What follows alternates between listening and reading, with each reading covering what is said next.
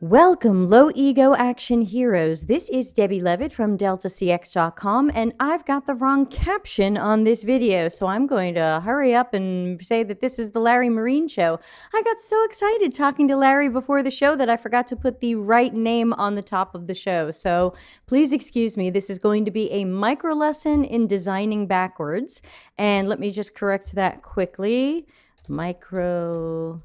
Thank you for all of your patience. I tell you, today was the day when all of my deadlines fell on my head, and I am a little bit off. But thanks to everybody for understanding. So I hope everybody is joining in and checking in with the chat room. Come on, say hi, everybody. Let us know how you're doing and where you are. And while I get set up, of course, just a reminder I want to thank everybody who financially supports the channel, though it is totally optional. And you know who you are, low ego action heroes out there. So thanks for your support. Today I had delicious chocolate chips thanks to you. Let's see, what else can I tell you about? Oh, yes. Don't forget to check our schedule. We are starting to get back on track with shows, and I'm working on scheduling some more. So if you want to see when the shows will be, please check out deltacx.com/links. We've got a calendar there. Everything you could want to know about the show is there. And of course, if you enjoy these shows, I hope you will please give us the thumbs up and subscribe and leave a comment. Helps with the algorithm, and we need all the help we can get because I'm not buying followers. So on this note, we have some hellos from the chat room. Elvina, Jatin, Udipta, Maria. Thank you for sharing the challenges you're going through. It's a great reminder of the beauty of life. Yeah, I had a lot of deadlines due yesterday and today, so I am not 100%, but you know what? We all got to show up anyway. So on that beautiful, life-inspiring note, let me bring in the always fabulous Larry Marine. Larry, who the heck are you? Hi, everybody. For those that don't know me, I'm a senior UX analyst. I work for the Air Force CyberWorks, but I was a freelancer for about 30 years. And I started life in UX as a student of Don Norman. Literally, he was my professor. So I've been practicing process of the years and have evolved them. And that's where lessons come from. These are ways that I've found work really well in designing things for UX problems and solutions. So with that, special thanks to Kayleen, who just donated $20. Kayleen, what are you doing? I pay you. You don't pay me. Kayleen, unnecessary, but thank you so much. It's probably a measure of how much people are grateful for you, Larry. So next time I see you, lunch is on Kayleen, evidently. So I will make sure to pay it forward. Thanks to Kayleen.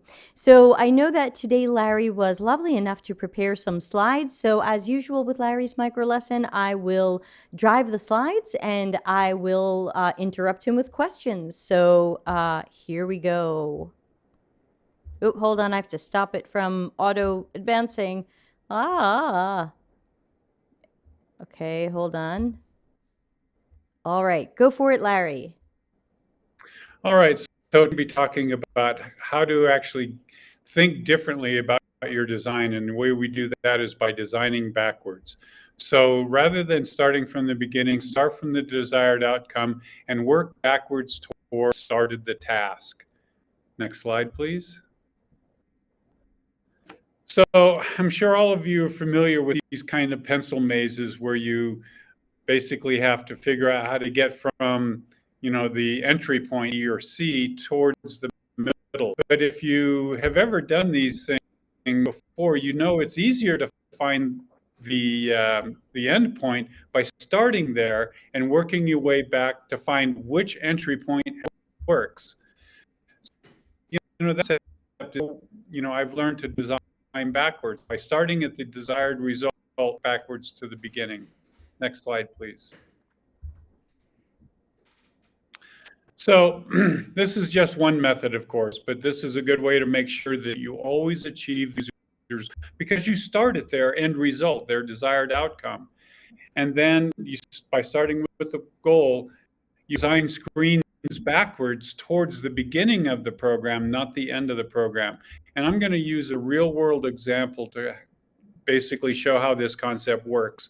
Now, of course, I'm doing it very specifically and purposefully backwards from end to beginning, but it doesn't always work out that way. But at least when you start from the end and work back point where you realize, okay, now I know what we need. So, but I'm going to show you exactly how it should work, but it never does. Anyway, go ahead. Okay, so why do we want to start at the beginning? Because start at the end, because starting at the beginning creates this notion that you have to start with the very first screens, which are almost always login screens. And I've seen design teams spend an entire day designing login screens, and that day used working on parts of the product rather than the login screens. Next slide. Because what happens is you end up going down a rabbit of a design question or problem, and it's easy to get distracted. It's hard to read that now. You changed the I did resolution. because your audio is breaking up a lot, so I killed your resolution a little bit. I don't know if that's going to help. Is everybody hearing Larry's audio break up a little bit, or is that just me?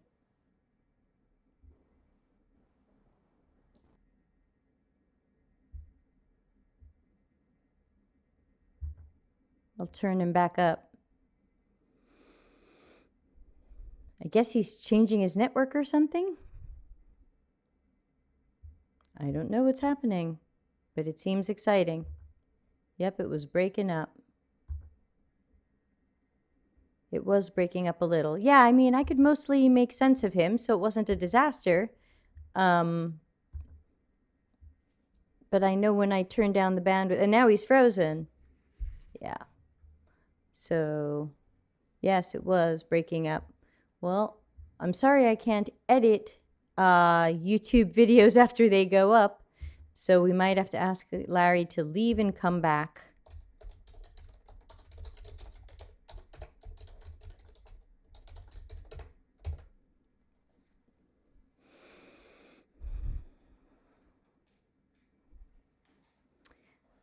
Gee, sorry for the dead air, everybody. I hope Larry will be rejoining us shortly.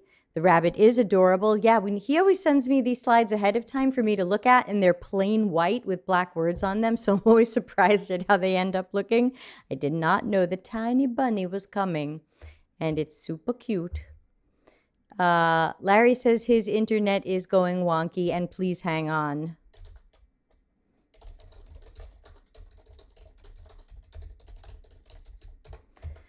Larry is pointing at the rabbit. Yes, I think he's saying 1 minute I'm going to figure out this internet thing. All right, I'm here. Okay, yeah, sorry, your internet was weird, so I was turning down your bandwidth to see if it helped because you were breaking up a bit. I turned you back up. Let's give it a try. All right. So there's this thing called a rabbit hole, and you can get sucked down into it by following design.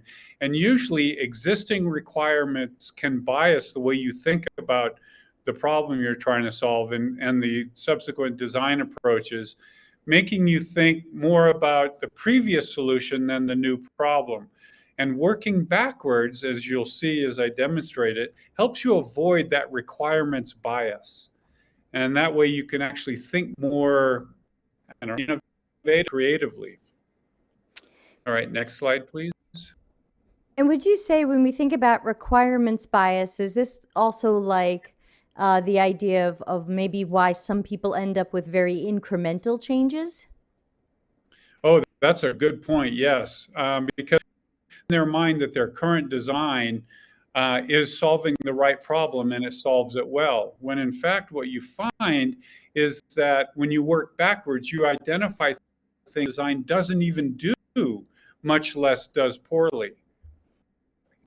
This helps identify those opportunities that you would otherwise if you started from the beginning and worked towards the end. Because when you start from the beginning, you have in your mind how things would work. You start from the end and work backwards. It really makes you, it's like trying to say the alphabet backwards. You really have to think about it. And it opens your mind and helps you think more critically. So it's better in the end because, like I said, your app is intended to achieve a desired outcome for the user. So start from there. And like I said, it makes you think differently. So you do this is you design the desired outcome, the last screen that the user sees. Design that first. And then you think about what's it going to take to get to that screen, and then design the screen before the desired outcome, and then the screen before that, and before that, and finally you get all the way up to the task. So, like I said, I'm going to demonstrate that. So, why don't we go to the next screen? Yeah, first I wanted to ask, because I don't remember what's in this deck, so I hope I'm not ruining anything, but when you talk about the last screen first, do you really mean, for example, like, thanks for buying that, check your email for a confirmation? Like, really the end? Well, sometimes yes, but other just do the main screens, and not the superficial screens or the small confirmation screens at the end. Although you may want to start from there because there may be a message that you want to put in there, and that message may depend on something that the user does previous to that. So, yeah, you can start from that. Okay. So, of course, you always want to start by finding the user's desired outcome. And your user research and task analysis identifies that desired outcome that each user wants to achieve. For our example, we're going to use an investor, Ashley, and she has simple outcomes. She wants to retire in 35 years as an investor. That's her retirement. She wants to send her kids to college in 10 to 12 years, and she wants to buy a vacation cabin maybe in about 5 years. So, that our research found that this is an actual product, by the way, and I'll describe it at the end. Sirocco All says right. your slides look great. I use the design ideas that Microsoft gives. So, for this demonstration, you are the designer for an investment company. Your user, Ashley, has several different investment objectives, which I described. So, we can go to the next slide, please. Okay, Ashley's problem is that she's busy and doesn't have time to manage her own portfolios. She has a mix of investment assets, stocks, bonds, money market, cryptocurrency, etc.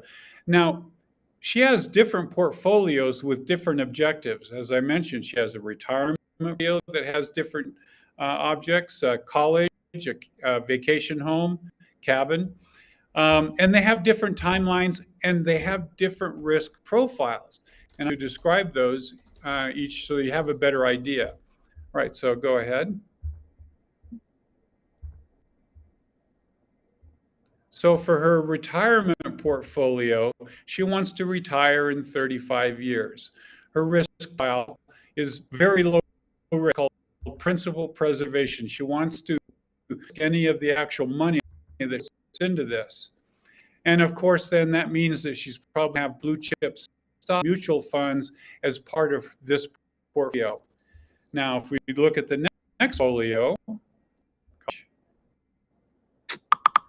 you'll see that she has an objective that is about 10 to 12 years out. She has 2 kids to put in college. Well, she needs to make a lot of money quickly. So this portfolio is somewhat more aggressive, but it's still going to be a lower risk. It's going to have mutual funds, stocks, and bonds. So she doesn't really want to take the chance of losing a lot of money, but she wants to try to make a lot of money fast in 10 years or so. And then there's the mountain cabin portfolio. Next slide, please. And here's where I'm going to get very aggressive. It's not imperative that she have this mountain cabin. She'd like, but she wants about 5 years. So she's going to be aggressive, and she'll have stocks, money market funds, and cryptocurrency in here. And if she loses some money, that's okay. It's just a mountain cabin. It's not like college or her retirement. So notice that she had three different portfolios with three different risk profiles and three different sets of investments in them. And this is important because when we look at the next screen, we have to, at the next, great. So if we look at how do you design for these three different objectives? So you design for the investor, Ashley, but she has three objectives. Now, you can rely on your task analysis and your optimized task flow, which you did, right? If you haven't, see the micro lesson that we've done on that. Yeah, plug for that, right, Debbie? Plug, Right. plug. So the idea here is that once you've done your optimized task, you can follow that optimized flow backwards to make sure that you end up with the right design to achieve the optimized outcome. So let's look at what the optimized task flow might look like. This is a shortened representation of it, but we're going to follow this, and I'll show you how we follow it backwards.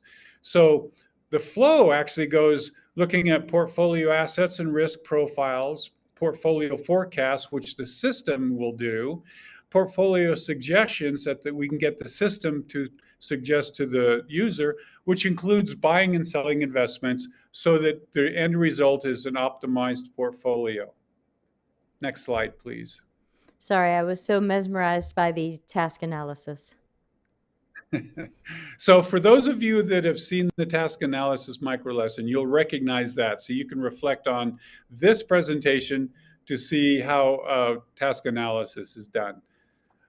So start with the desired outcome. How are Ashley's investments doing relative to her goals? How will Ashley know she is done aligning or optimizing her portfolios? Make sure she has the right investments for each portfolio. So next slide.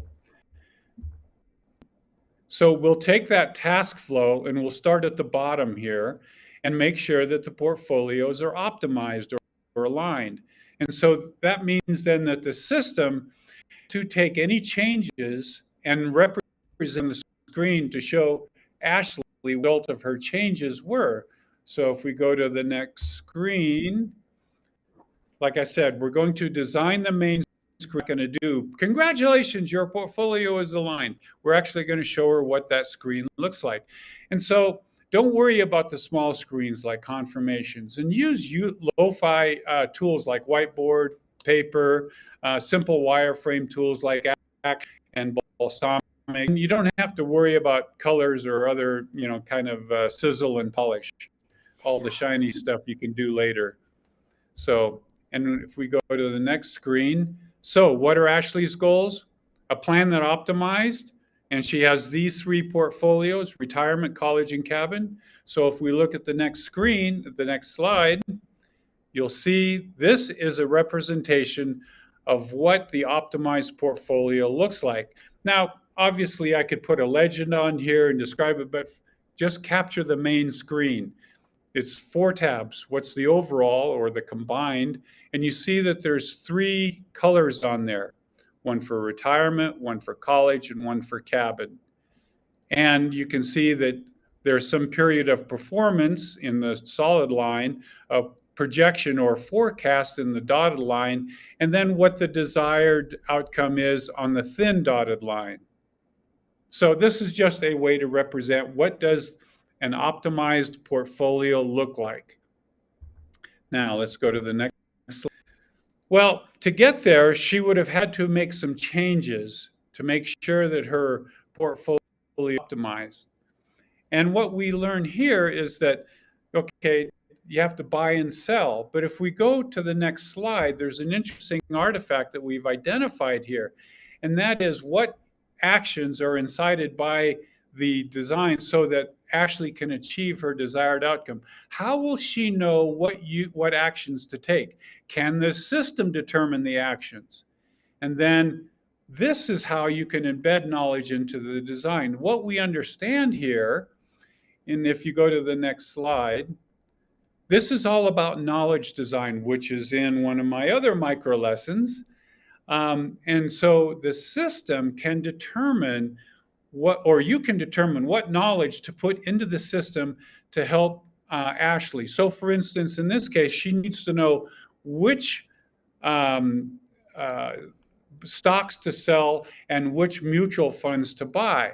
So she wouldn't know this. The system can learn this by looking at the alignment or the balance of the portfolio and the forecast and identify things based on rules that you can put into the system. So you can use the system to identify knowledge, and we'll show you how to embed that knowledge into the system. So if we go to the next slide, the system has recognized that Ashley is overinvested in Google stock, which means she's overexposed. So if something happens to Google stock, she could lose more money than she normally would if the thing was balanced. So the system suggests selling 1,000 shares. Well, at the same time, the system recognizes if she has to sell 1,000 shares of Google, she's underinvested in a blue chip mutual fund X. So it's suggesting sell the 1,000 shares of Google and buy that number of shares or that a dollar amount of shares in the mutual fund. Now, what's interesting is Ashley may not know this, but if you reinvest all of the proceeds from the sale of the stock into the mutual fund, you avoid a capital gains tax. So this is going to make sure that she does not pay tax on this investment. So you build that knowledge into the system for Ashley. So let's see what that looks like. Not yet. Kayleen says, Larry, please tell me what this amazing product is so I can learn to invest. This is actually a product I did for Vanguard Mutual Funds, and it was for their high net worth clients, but it's also the model that all of the investment houses now use. TD Waterhouse, Fidelity, Schwab, things like that. So we did this about 20 years ago, 22 years ago, actually. And ever since then, all of the other ones have followed it. But this part here is where it goes beyond what they've already developed, and wealth advisors are doing. So you missed a screen. Let's go back. I missed a screen. Please hold. Aha, thank you. Yes. Yeah. So what we learned is that in buying and selling, instead of telling somebody sell one stock and buy another, we can do what's called an exchange. So you can optimize this particular task for the user because this is one of the most common tasks that they have to do to balance their portfolio. They have to sell one and buy another. But you have to make sure that they invest or reinvest all of the money from the sale. So you do an exchange here. In this case, exchange 1,000 shares of Google for mutual fund X, and it'll take and sell all of the Google stock that you've said, 1,000 shares. Keep that money and use all of that money to buy mutual fund X. And so the user just has to do a simple, and the system can pre-fill this, so the user can make changes if they want. But this is a way to help the user follow the suggestion of the system. All they have to do is hit the exchange button. And now, it's I'd never good to heard go. of exchange before, so this is kind of a knowledge design question. If you design this for high wealth people who do this all the time, then they know what exchange is. But when we are designing this for the Debbies and the Kayleens, do we use the same term? Do we explain the term? How do you make sure people understand what that means? Oh, what's interesting is the high net worth people don't do this all the time. They follow the adage of, you buy and hold. Because the more you start playing day trading games, the more you end up spending on the commissions and everything like that. So these are high net worth that are looking at the long game, 5, 10, 35 years. So this was actually a term that they understood. They knew that exchange was exchange one stock for the other. Okay, just checking. And so Oh, you someone's might asking in the chat, do these people tend to have someone else doing portfolio balancing for them? sometimes, yes, sometimes they have wealth managers do it. But for the people that are doing it themselves, these are folks that, you have a husband and wife that are both working, they have kids in high school, and they're trying to save up some money. So they're really busy at their job and spending time with their kids, and they don't have enough money to give to a wealth manager, or they don't trust a wealth manager. So they want to somewhat manage it themselves, but at the same time, they don't want to get their fingernails dirty either. So this was a tool that helped them make sure that their portfolio was balanced. Now the system was always looking at the forecasting and everything to make sure that the balance was correct. And if anything happened, it would alert them to say, hey, maybe you ought to think about this change. So these are for the people who kind of sort of want to do it themselves, but they're not day traders. And Sirocco is asking, would the system suggest how many shares to exchange? Yes, it would. And in my mock-up, my actual mock-up, it should say 1,000 1,000 shares in the quantity for Google. That's But Acture, remember, this is everybody. yeah, yeah. I love Acture and Balsamic and a couple others. But the point I'm trying to make here is see how simple this design is. This is a low fidelity, quick mock-up to demonstrate this of the process, and we're designing backwards. This is how you get to the final screen, and then we're going to show the next screen that shows us how we even got here. One question from me and one from the chat room. The comment for me is, I think part of what makes this interface so simple is we didn't fill it with explanations. We didn't fill it with tooltips. We didn't fill it with instructions. I think some of the simplicity is that we just let the design be and we didn't fill it with instructions. That's a good observation. Yeah, I try not to use instructions. You know me, instructions are a symptom, not a solution. Agreed. And this helps force that you design it simple enough so the average user, with their knowledge base that you understand, can use this. They understand the difference between sell, buy, and in this case, exchange. And Elvina says, how would you or the system know exactly what the system would suggest? The system, mind, when you design an interface, you're designing an interaction between a system and the human. So it's a human machine system, and you get to dictate what the machine needs to do. So rather than just having a database that you pull in numbers from, you actually have to build in some amount of intelligence into the system. In this case, it's simple rules. You can and Vanguard had the rules in place already, and these were rules that they would tell their wealth managers to help their customers, but you could build those rules into the system.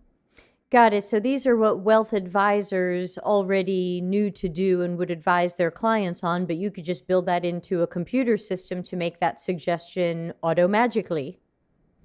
Right, and that's what we found in the user research, was that the wealth managers they had a playbook basically, that they knew certain things that always pretty much held true. So these are just suggestions. The user doesn't have to follow them, but what we found were people were really excited about these types of suggestions. Okay, cool. Thanks for taking those extra questions. Sure. All right, so once we've done that, we can go back to our task flow and say, the bottom two tasks, let's look at the next two. The system comes up with the suggestions, and the system uses forecasts to figure out what those suggestions are. And so if we go to the next screen, next slide, we see this is what it might look like if the system identified a problem in one of the portfolios. In this case, the system is saying that it looks like the forecast is showing you're not going to reach your goal and that you should make a change. And the changes are sell Google, buy mutual fund, and you could even just say exchange them. So this is where, going back to your previous question, which was very insightful, by the way, how do you do this so that the user understands what that term exchange means? You can tee it up in this slide. So you're including the knowledge that there's a sell, there's a buy, and there's also an exchange, which means basically buy and sell. Got it. I can see how this would help explain it, even if I were less familiar with the term. It would be buy it, sell it, exchange it, and I might start to understand it. And notice that I use the little orange badges for one to show that there's an alert. And so there's an alert on the tab, alert on the offending data forecast, and then there's an alert button next to the box there to show that there's a relationship. This is what you need to do to address the alert. So visually, I'm tying different artifacts in together. Got it. That's a really good point. Let's linger on that a little bit. So the icon or badge that indicates that there's a problem is then reflected in the graph or the visualization, so you can see exactly where the problem is, that you're unlikely to reach your goal over time. And then in some sort of little area where we're going to help people take action, we show them that icon again so that they tie together the warning with the action. That's right, and I'm glad you brought that up, because what we're trying to do with every screen is give the user some action state, or in the case of the final screen, a no action state. Got Everything's it. fine, you don't need anything. So this here is a good demonstration of getting the user to an action state. And this action state was predicated on the next slide. Let's see it. Uh-oh. So remember, they're looking at their overall and they see an alert. So if they click on either the tab for retirement or click on the alert, it would take them to the next screen. So this is an example of how the screen that we were just on is afforded that access by this screen. Alrighty. So let's go to what sets up or enables these actions. What does Ashley need to do to enable the system to analyze the portfolios? So we have this notion of portfolios and stocks and bonds and all of that. Well, how do we get those? Well, if we go to the next slide, you'll see we are Oops, sorry, I looking. hit it too Nope. many times. Yep. Yeah, sorry. It's a small button. You need. Yeah, that's your excuse. You're sticking with it, right?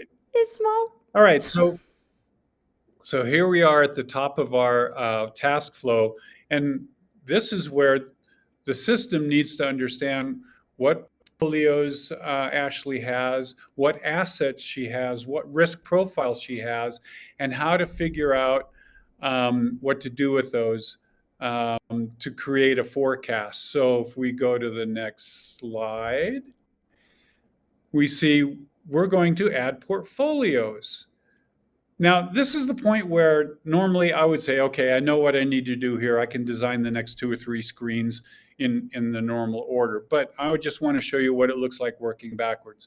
So Ashley needs to create portfolios, retirement, college, and cabinet. And in those portfolios, she needs to be able to identify what stocks or mutual funds go in each portfolio. So this is just a simple representation of your typical two-sided list, where you have a list of all available, and then you move them over into one of the tabs over there. I want to ask you about that before you move forward. I sometimes feel like the two-sided list or the list box is an outdated paradigm. If you were designing this today, would you still use this type of interaction design, or would you choose a different paradigm? Oh, that's a really good question. That comes from the visual design problem. And yeah, people are trying to find more efficient ways to design, efficient for the user interface, efficient for the developer, or efficient for the user. The I thing care about about the user. yeah, the thing about the dual selection list here is that it allows the user to see what is available to them over and what they've already selected in a very simple fashion, without them having to constantly open drop downs to see what they've already done. While this may be an outdated design, it works very well. And I have yet to find a design that is better than this for this particular type of task where you have multiple items on one, multiple items on another. Now, when you have a many to one or a one to many, then you can use a drop down. But for a many to many type problem where you have many objects on one side and you're putting many objects on another, this is the most effective and easiest to use for the users. This has the highest performance rating for this type of task. Yeah, it's interesting because when I teach Acture still has a list box, and I'm like, wow, I haven't seen a list box in so long. I wonder what this could still be used for. And then I think about not only what you're showing, but I use custom slideshows in Microsoft PowerPoint. And when you create a custom slideshow, it's a list to a list, and they have check boxes. So you check off which slides you want to go into a custom slideshow. So it's like this, but with check boxes. So you can select a bunch at the Yes. same time. Yeah, and that's another way to do the multiple select on the list, and that works well. Now, notice at the bottom of the retirement tab, there's a little box that has profile, target, and date. Now, that's information that is showing up in this list of portfolios. So, well, how do we create that? Well, let's go to the next screen and see how we do that. Yeah, I was going to say I So should this start guessing what's the step before you show it. Right. And here's the step before. This is where you're actually creating the, creating the retirement um, portfolio. Now, notice I've got the portfolios list on one, details on the other side. You can swap these, but for right now, I'm just capturing what elements have to be captured in this screen. They don't have to be like this, but this is just out. So this is the low fidelity version. Right, All it's like an right. early concept. It doesn't have to be perfect yet. That's right. That's right. Now, what do we still need? We still need assets that were put into that portfolio. So if we go to the next slide, this is where we actually tell the system what assets. Now, I drew this up, but in reality, in the Vanguard thing design, we already knew what assets that user had. So we would just show them, and then they would move them over into the portfolios that they created. So this asset list was already, but for if you were to create a generic wealth management tool, that's how you might do it. And you might even have a way to have the system go and look at all of their accounts and pull in all of their assets. So this is where you could actually get the system to do more of the work for the user by having a button like Intuit's Quicken, or now it's just Quicken. Quicken, go to your bank accounts. You just set up, what the bank account route numbers are, and it goes automatically and checks your balances. You could do that here too. But this is how you work backwards. So if we go and next slide, you'll see all of the screens that we designed, and this is how they would flow from, the upper left corner down, and then middle down.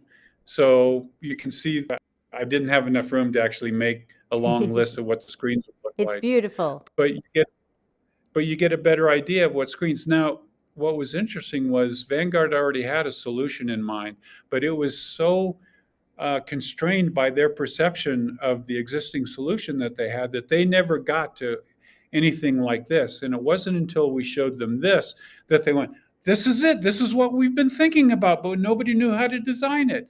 And it was all because they had their own bias about what they had already designed, that they couldn't think outside of the box enough to create this.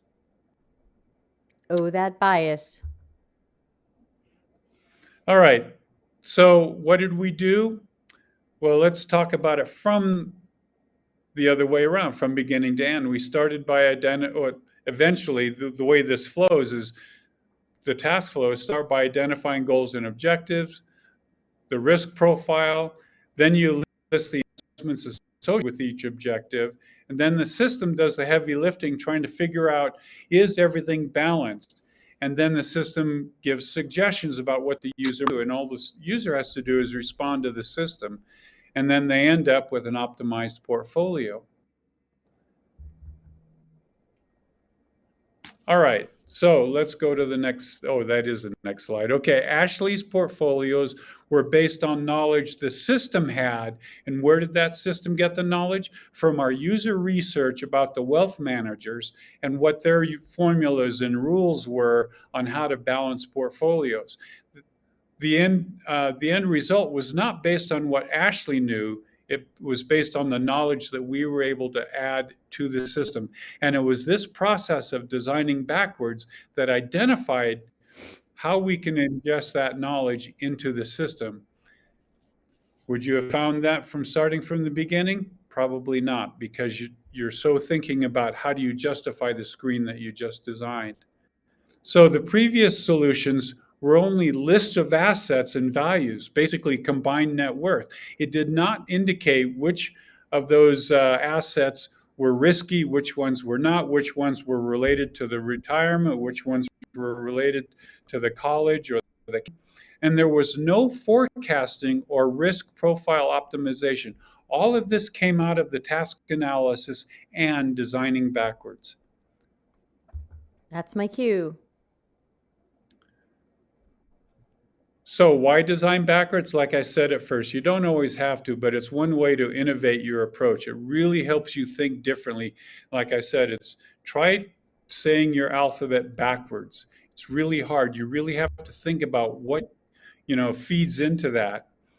And at the very least, if you start at the end result, you always ensure that your users can complete their task and achieve their goal, because that's what you're designing for. That's what started your design.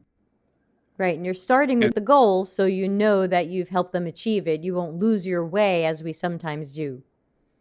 where you don't go down the wrong rabbit hole, correct? Aha. Questions? So like I said at the beginning, this is, you know, a perfect model of working backwards, but sometimes you find that working forwards a little bit while you're going backwards helps too. It's just a guideline.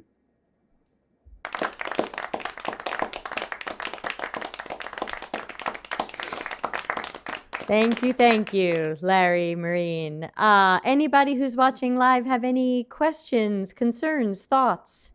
I know that we're delayed about 30 or 40 seconds, so I'll just put that out there. Sirocco says, this was fantastic. Mind blown as always. Thank you. Thank you. Thank you. And someone called Meow Meow Overlord, whose name we know, but I forgot what it is, says, thank you. That's right. I've seen that name on your channel before. And then the person says, oh, I've logged in as my wrong account. And then it changes to somebody we know. So it's somebody we know. Elvina says, are there any cases where designing backwards doesn't work at all? I haven't found one yet. But then again, I don't always work entirely backwards. I start backwards and I get to a point where I know what the next three screens are, so I'll just design them. But it's a guideline that I follow and try to work backwards. As a matter of fact, we had a simple question came up here at CyberWorks where I'm working, and one of my teammates said, well, how do I do this? And I got her to think backwards, start at the end, and she goes, oh my God, this works. So, I've got some new teammates here, and people are just learning about some of this. So, but they're like, now I see why it works. But I have yet to run into a situation where thinking backwards doesn't work. Okay, cool. And Meow Meow is Kayla, so friend of the show, Kayla. Ibrahim on LinkedIn says, do we have more examples of thinking backwards real cases? Do you have any other stories of where you used this technique and something it, revealed? Yeah, actually I do. There was I have a couple here. But one I like to talk about that we did for the Air Force. When an Air Force, when the Air Force build a new runway somewhere, like for instance, to help fight fires in, say, Romania, to build a runway takes a lot of. They don't just go and start building a runway. There have been people that were there that contracted to make sure that they could get porta potties and gravel and cement and bottled water.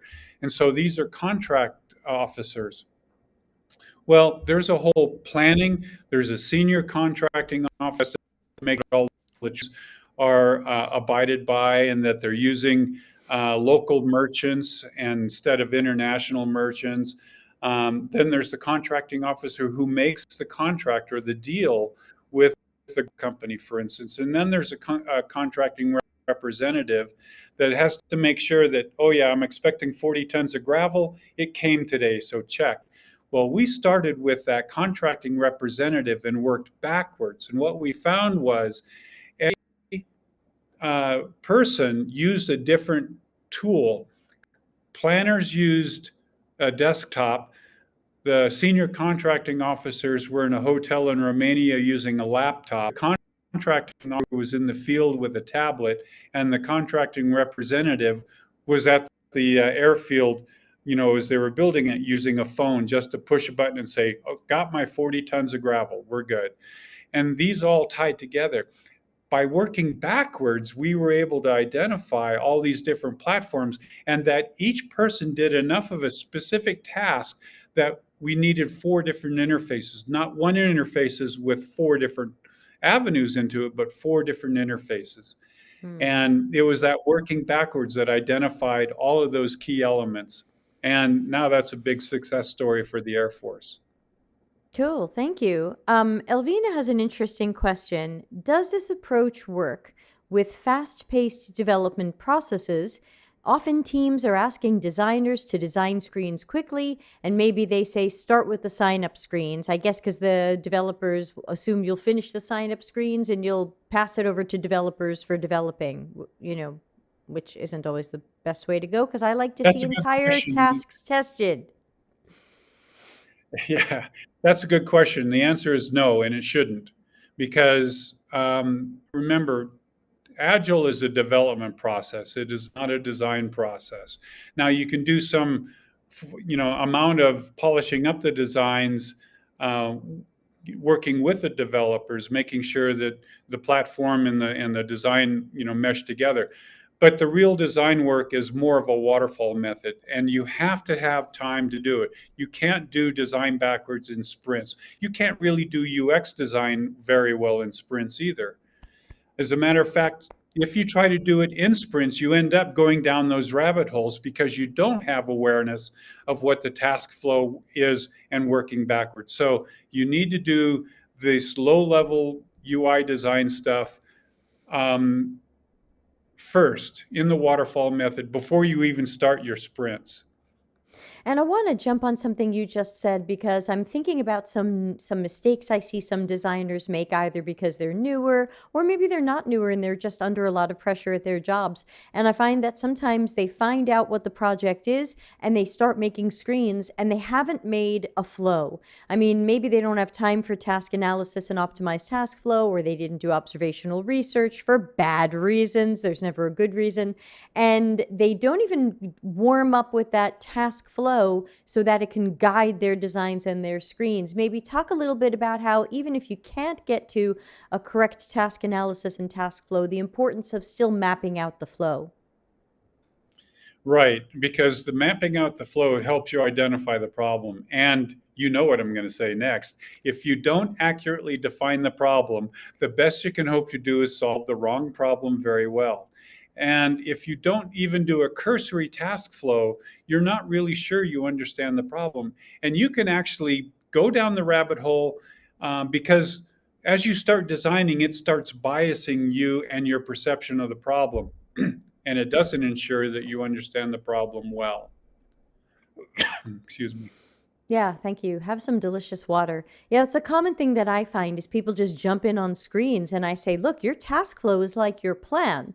Whether you have a good task analysis or you have some sort of user flow, that is your guide of what is going on. What are the steps or what are the different screens or moments or touch points? So it's really important to make sure you've mapped that out first. And to people like Elvina who might be in an environment where it's hurry up and get us some screens, that is speed over quality, and everybody knows I'm fighting against that.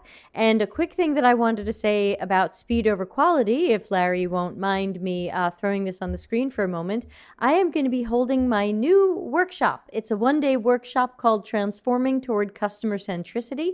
I'm going to be holding it on April 6th. You can sign up for it at deltacx.link/TTCC, Transforming Toward Customer Centricity, -APR for April 2022. It's on the screen. And I've made it really inexpensive. It's a full day and it's $97. Or if you're paying for it yourself and your company is not paying for it, it is $27. So I hope everybody will come check that out and learn more about how we can try to shift our companies from these terrible speed over quality methods. Better, Okay, faster, cheaper. Too. right, pick two. Ibrahim says, we can do the backward design in Sprint if we split our project in micro projects so we can work on one by one separately. And then they make this face, and I make that face too. I don't know. Hmm. Hmm. No, it's possible, but not probable, because unless you've done an optimized task flow, you won't know what the micro projects are. Ooh, we got you there. Yeah, and I always remind everybody too, a small win or step you might be able to start making is try to talk to people about better planning of this stuff, because product is planning, engineering is planning, marketing is planning, and nobody lets UX do planning. And we need to be 2 to 4 sprints ahead of engineering, possibly more. So when engineering is like, hey, we're waiting for you, where's your stuff? I would say, hey, where was the early planning that helped me get a jump on this so that I'm not your bottleneck? We shouldn't be anybody's bottleneck, but a lot of times that problem is, of course, the early planning and how many UX people are assigned to the project. We still have a There's few a more famous minutes. Any questions Sure. while Larry goes ahead? Last questions. There's a famous quote in scuba diving: "If you fail to plan, you plan to fail." There you go. And you don't want to fail in scuba diving. That side effects include death. Ask your doctor if failing while scuba diving is for you. Any last questions for Larry and designing backward? Also, if you can think of anything else you would like Larry to teach us about or talk about, drop us a comment or question in the live chat, or if you're watching this later in the YouTube comments. I do read all YouTube comments personally and sometimes respond. So we want to hear your ideas of things you want to learn more about, or from Larry, or the Venn diagram of both. I know we have a long delay today, so I'm just checking if anybody's got questions. But Larry, I get asked all the time, how is our book coming? I am committing more time to work on it. I have been rewriting some of it based on your excellent comments. Thank you. Thank you so much. Yes, and I'm looking forward to putting more time into it too, but the ball is currently in your court, so I'm just gonna hang out until I see what you send me. Okay. I'm actually Thank you. taking a day off from work tomorrow to work on it. Wow, check you out. Are you pretending to call in sick and now they're gonna watch the video and know you're not really sick? No, I put in so many hours. Yeah, yeah. I put in so many hours last week. I get a free day off. Cool. Oh, we're not cool. They've overworked you. You need a day off. Kayleen says, UX analyst is a job title? It is now. No. Yeah, because when you think about what I do, I'm looking at existing problems and solutions and thinking about the experience that exists now and trying to identify what's wrong with it and how do we correct it. So I'm analyzing existing products and solutions. Yeah, I guess I tend to think I do like the title UX analyst, and I think in some ways it's also like a UX strategist or like researcher/strategist, and so I tend to think of these as well. Elvina says, now I feel guilty for not doing task analysis. I must fix this. And Meow Meow, yes, a wag of the finger. Meow Meow says, there's going to be a book. That is fantastic. Fantastic is the literal definition for sure. I think Larry and I have started writing it 4 times. We've been like, oh, this is, oh, God, start again. Yes, we're on version 4.1 right now. Yeah, it's quality over speed, everybody. I live what I say. It is quality over speed. We have restarted this book 4 times because we want only the best for you. Kayleen says, my boyfriend was trying to suggest headlines for me and actually came up with UX analyst last night. I told him I didn't know if that was a thing.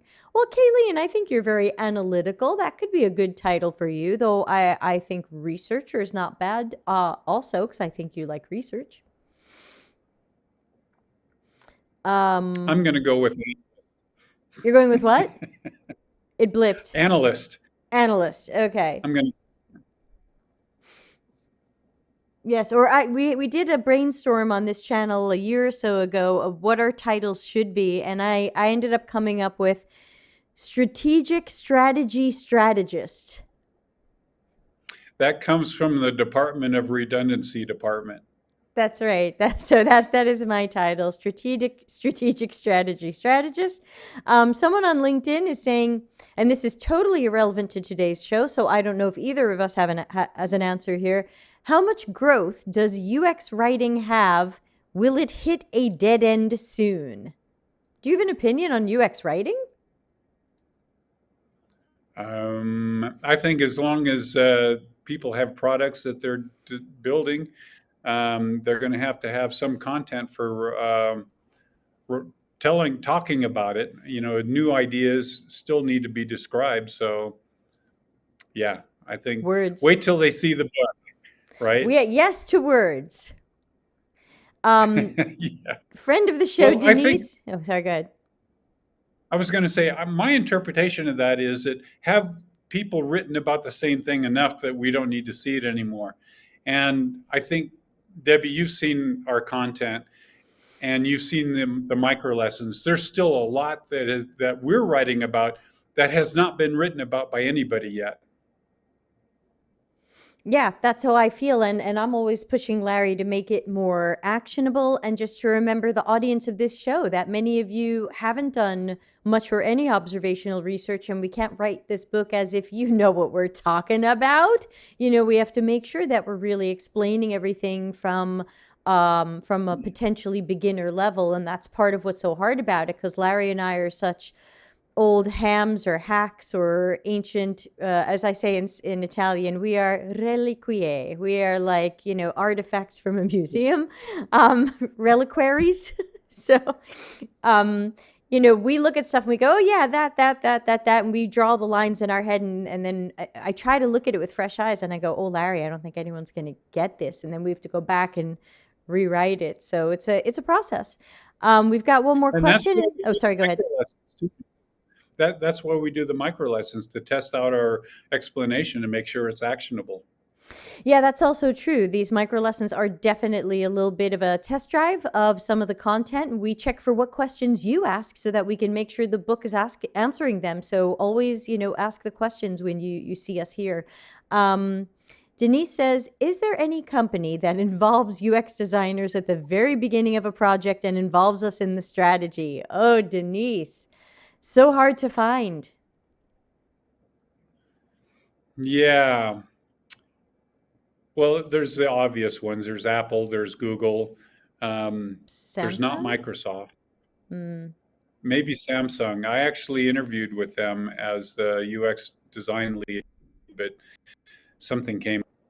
But yeah, there are a handful of companies, but usually it's they build it first and then they go to slap a little UX on it afterwards. That is unslappable. Denise, don't forget to watch episode 129 with Julia DeBari. She reminds us of some questions that we can ask during interviews to see what kind of environment we're going into. And I think that as we are looking for jobs, we have to do more of that. And that way we know what we're getting into. Either we choose to go into it knowing that the place is low, medium maturity, or we say, I don't want to do that. So check episode 129. And for those of you, whenever I say these things, just go to YouTube and write Delta CX 129. It'll come right up. The YouTube search is very good. I recently searched for something by a joke a comedian told, and YouTube found it, even though the punchline that I put in the punchline was not in the title, it wasn't in the description, but it was in the transcript. YouTube knows what this guy said, and I put in the punchline and it found the video. So really, use the YouTube search, right? Delta CX and some sort of topic you're thinking of, and you'll find stuff. And of course, please subscribe. And I'm asking everybody, if you enjoy these shows, please find 3 people who you know will probably be interested in these shows and tell them to check it out. Could be your managers, leaders, coworkers, people you went to school with. Spread the word about the channel, won't you please? Someone says the video is frozen on LinkedIn.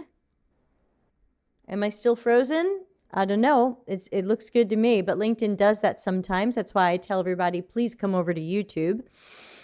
And Meow Meow Overlord agrees that writing and copywriting go hand in hand. I don't think UX copy's going anywhere in the content ocean we live in. Okay, so we're out of time. So Larry, give us some parting words. Where can we find you, follow you, stalk you, etc.? On Twitter, I'm UX Strategy. And on LinkedIn, I'm Larry Marine. And I spend most of my time on social media on LinkedIn. So if you want to know more, that's where you should follow me. That is true. Everybody follow Larry Marine on LinkedIn or Twitter, where he's surprisingly UX strategy, not UX analyst. I came up with strategy before analyst. I like it, though. I like it. So quick show notes for everybody. Today is Wednesday. We are having a show tomorrow, come hell or high water. This is the rescheduled, snarky look at 2022 prediction articles. When articles say what trends are coming for 2022, Stephanie Walter and Ben Smithwell will be back to totally poop on these ridiculous trends. Friday, of course, will be reaction stream. Monday, Larry might join us again on Monday. We are discussing this because Sirocco has sent in a Think Out Loud, and it kind of invokes Larry. So we might see if he can come back and join us as a guest for Monday's Think Out Loud. Tuesday, note everybody, Tuesday, March 8th, office hours is going to be earlier because I'm giving a talk during our normal time. It will be 5:30 to 6:30 Italy time. That's an hour earlier than normal. So if you're doing the office hours, got to come earlier. Wednesday the 9th, Darren Hood will be here to talk about how to evaluate UX education. And that's some of the stuff that's coming up. So everybody is saying thank you. And Larry, I say thank you to you. And it sounds like if we don't see you Monday, either way, we will see you soon. Thank you so much. Bye. Customer centricity as business intelligence. Visit deltacx.com to learn why we are